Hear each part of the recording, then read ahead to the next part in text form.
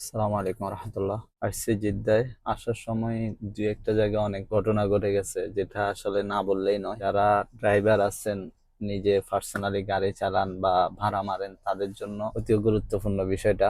দেখেন, আমি আমার বসের গাড়ি চালাই এবং আমি আজকে জিদ্দা আসছি আমার বসের মেয়ে এবং বসের বউকে নিয়ে। তো আমার লাইসেন্স আছে, সবকিছু ওকে, আমার কোনো প্রকার সমস্যা নাই। তারপরেও আমাকে দুইটা জায়গায় আজকে সিগন্যাল দিছে। দেওয়ার পরে দোনোটা জায়গায় আমার কি দেখছে, আমার লাইসেন্স দেখে নাই, দেখছে শুধু গাড়ির এস্তেমারা এবং আমার আকামা। কেন? গাড়ির সাথে আমার আকামার সাথে, মানে গাড়ি যার নামে আমার আকামাতে, মানে আমার বস বা আমার কফিলের নাম কি আমার আকামাতে সেম কিনা, জাস্ট ওইটাই দেখছে। গাড়িতে কিন্তু মহিলা ছিল।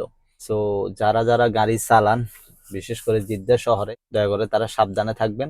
আপনি হয়তো বা সারাদিনে ঘুরে ফিরে 200-250 রিয়াল কামাবেন, কিন্তু একসাথে যদি আপনার কোনো একটা দুর্ঘটনা হয়ে যায়, কোনো একটা যদি জরিমানা চলে আসে, সেটা অনেক বেশি চলে আসবে।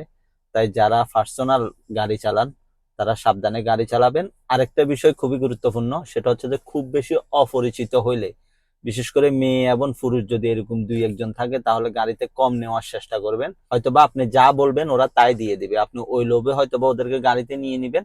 পরে আপনি বিপদে পড়ে যাবেন। কিরকম বিপদে পড়ে যাবেন দেখেন।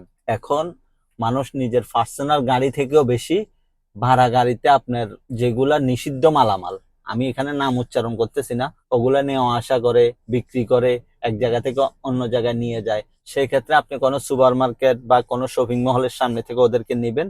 খোদাই না করুক, রাস্তার মধ্যে যদি কোনো প্রকার আপনাকে দাঁড়া করানো হয়, কারা দাঁড়া করাবে সেটা খুব ভালো করেই জানেন। সবকিছু আসলে গড় গড় করে বলে দেওয়া উচিত না। আমাদের দেশ আর এখানে আইন কানুন অনেক পার্থক্য আছে। এখানে সবকিছু আসলে প্রকাশ্যে বলা যায় না। অনেক সময় নিজেই বিপদে পড়ে যাব বলতে গিয়ে।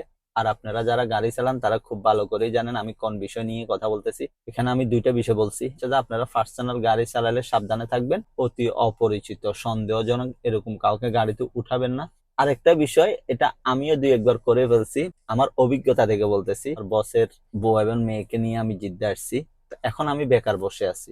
এখন আমি যদি ছোটখাটো একটা ভাড়া মেরে ফেলি, কোনো সমস্যা না, মারতেই পারি। আমি যদি এখন এক শপিং মহলের সামনে গিয়ে বা একটা জায়গায় যেখানে ভাড়া পাওয়া যায় দাঁড়াই, আমি 20, 30, 50 রিয়ালে ভাড়া মারতে পারবো অতি সহজে। কিন্তু এটাতে কি হবে, আমি লোভ করতে গিয়ে হয়তো বা এমন বিপদে পড়ে যাবো, হচ্ছে যে আমার সৌদি আরবের কেরিয়ারও নষ্ট হয়ে যেতে পারে।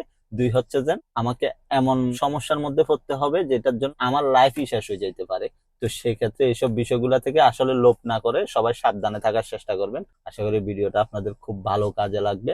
আর না লাগলেও আমি আমার দিক থেকে কথাগুলো বলছি, যদি আপনাদের ভালো লাগে সেগুলো গ্রহণ করবেন, আর যদি না লাগে সেটা আপনাদের ব্যাপার। সালামু আলাইকুম।